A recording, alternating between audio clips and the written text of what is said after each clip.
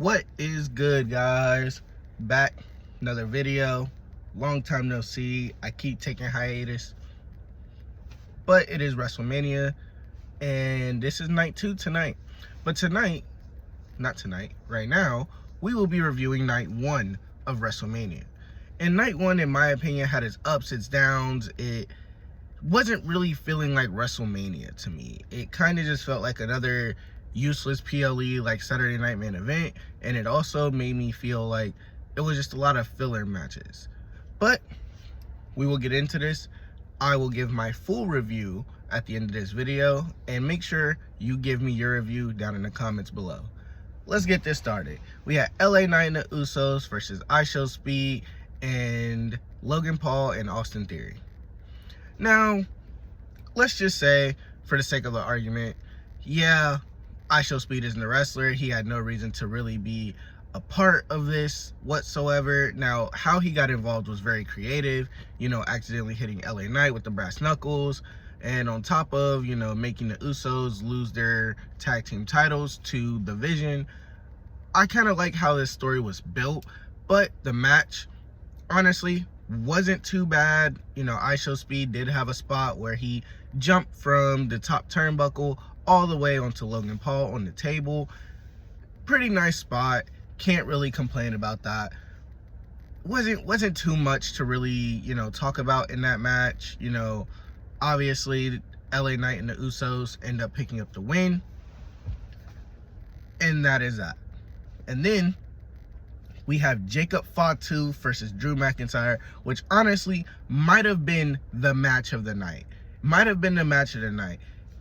They know how to use Drew McIntyre in matches. I wish that they could do more of like stories with Drew. I wish he could get a proper title run because he is so good. And I hope that Fatu wins the world championship at some point in his career, sometime this year. Hopefully it's against Cody, Randy, whomever. But I will like to just simply say that that was my favorite match. The table spots, Drew jumping over the top rope, it wasn't like a Punk and Drew type of my bad. It wasn't like a Punk and Drew type of feud where, there was so much, love lost and, hatred. It was just a good match between two really good wrestlers and pretty decent storytelling over the course of the last couple of months building up to this. This was one of the matches that I was looking forward to on night 1. Now, Jacob Fatu picks up the win, putting Drew on the table and hitting his springboard moonsault, best moonsault ever, which is what the move is called. And he picks up the victory. Can't really get too mad at that match. That is honestly my favorite match of the night. Pretty much non-stop action. The spots were nice. Can't really get mad at that. Then we have the 4-way tag match. You have the Bellas, you have Charlexa, Lash Legend, and Nia Jax, and you have Bayley and Lyra. Now, Nikki Bella, injured. Who do they bring out? Paige.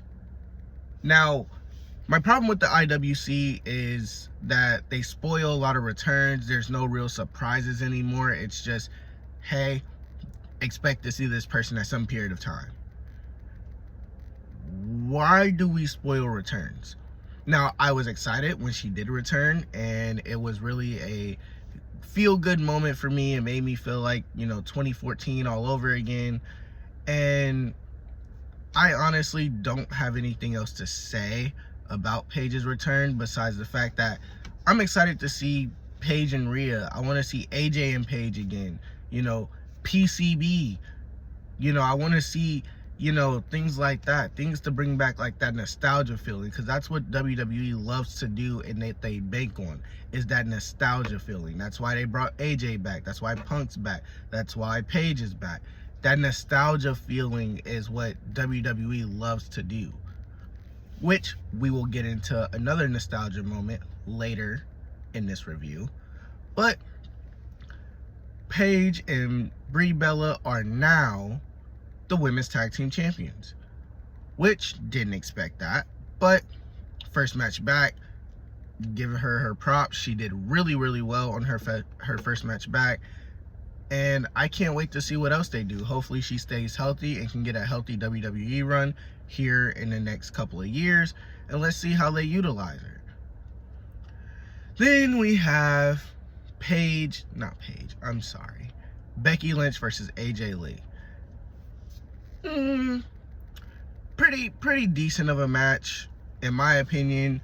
I think Becky winning kind of seals the deal with this whole feud, because AJ did beat her, I think, 2 or 3 times with the Black Widow. And the way that Becky won, Becky Lynch-esque. Can't say I expected anything less, can't say I expected anything more, but Becky Lynch is not an Intercontinental Champion, and honestly, hopefully this puts an end to this feud in a whole. I honestly want to see AJ Lee possibly go after Liv Morgan now. I probably want to see Becky defend her title against who knows next. But there we go. That's that. On to the next match. Then we have Liv Morgan and Stephanie Vaquer. This was a good match because of the storytelling. I really wish that we didn't get a Raquel and Roxanne Perez interference. I wish this was just 2 people who purely hate each other going at it, kind of like Drew and Fatu. I wish that nobody else got involved, and I wish that this was just a match where they were just go at it with no interference, no anything. Just 2 people solely for the pure love of the game. But Roxanne and Raquel got involved, helped Liv Morgan become a 3-time women's champion. And honestly, not mad at Liv Morgan winning. I think I'm just more mad about how she wins. I think the whole Judgment Day stint of winning with interferences is kind of getting old. It's kind of getting stale, and not even kind of, it's been getting stale for a very long time now. And I hope that they can start to win on their own without having help, because it's getting old. I get it, that's their thing. Now, if they did it like once a month or, anything like that, but it's always interference. I need them to stop with these interferences, and I want them to just go ahead and win on their own, because that is literally what they do, is just have interferences. And I need them to stop having interferences, because if they don't, then why are y'all even still together? Nobody can win on their own, which it's just irritating. But Liv Morgan is not a women's world champion. Props to her. And then we got I would say a useless moment to deliver bad news. Because John Cena comes out there as the host of WrestleMania, and he gives out the attendance. Now, me, personally, I don't care about the attendance. They could have talked about the attendance on the pre-show. That's just me, right? Nobody really cares about the attendance. But then we have Bianca Belair come out. And Montez Ford, you dirty dog. You dirty dog. Everybody's been waiting for Bianca to come back and feud with Jade and take back what's hers. But she is pregnant. Montez Ford. When I see you, Montez. When I see you. But no. It's cool.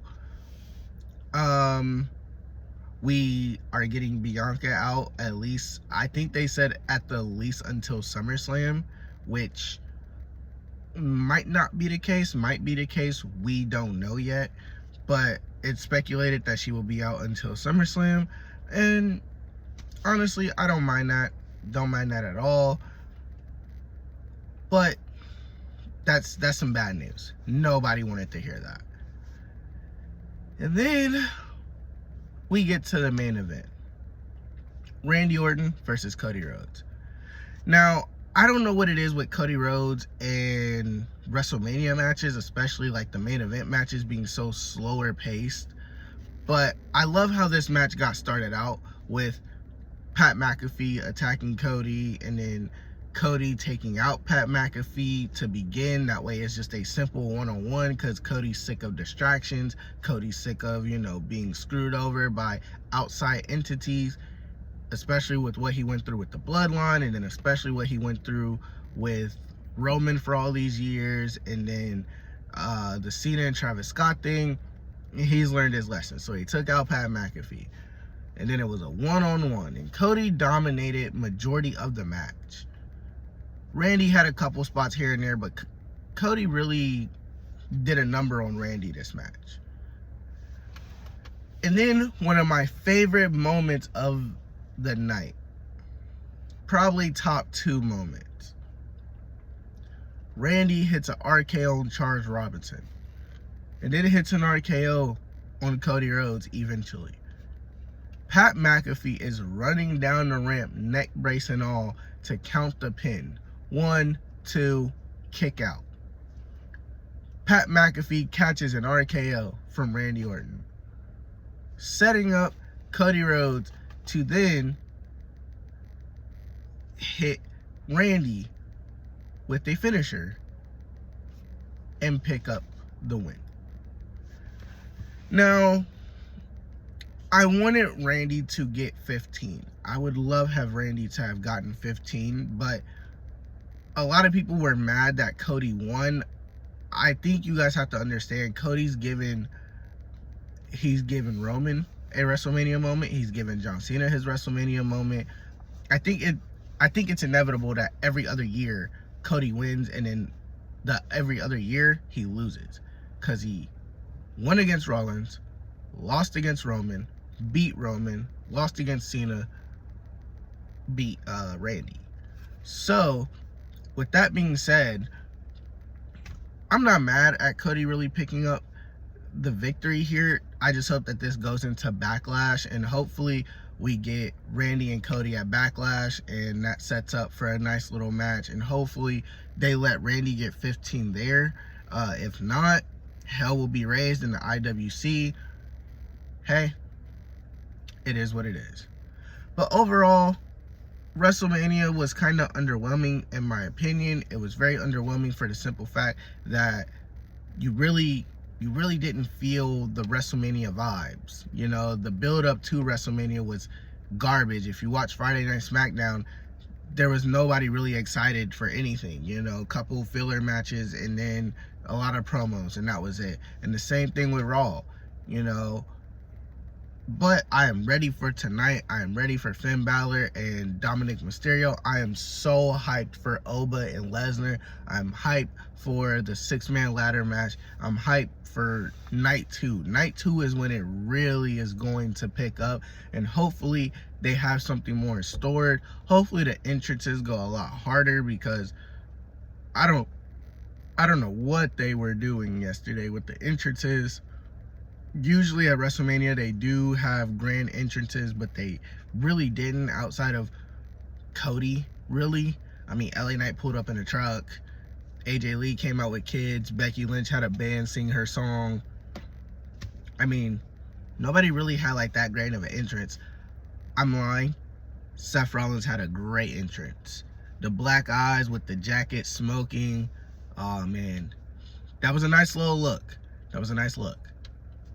But that is my review for WrestleMania Night 1.